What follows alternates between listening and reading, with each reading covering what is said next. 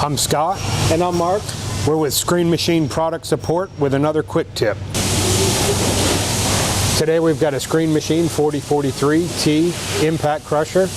We're going to go over the operator's maintenance manual that's built into this control panel. First thing you'll want to do is key the machine up to turn the screen on.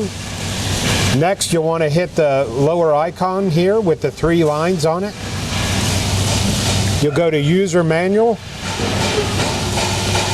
Notice that the screen works with gloves on. It's a nice feature on this machine. It'll take a few seconds for this screen to go over to the User Manual. You can use this screen with either touch screen or the soft buttons on the side. So once this User Manual loads, it'll change colors. You're gonna end up with the User Manual.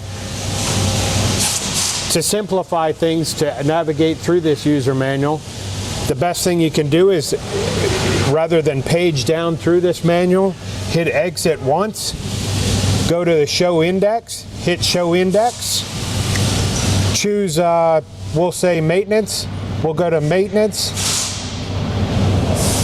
hit Enter, and it takes you straight to the maintenance section of this manual. You can navigate from there through the maintenance manual. If you want to go back to the index, hit Exit once.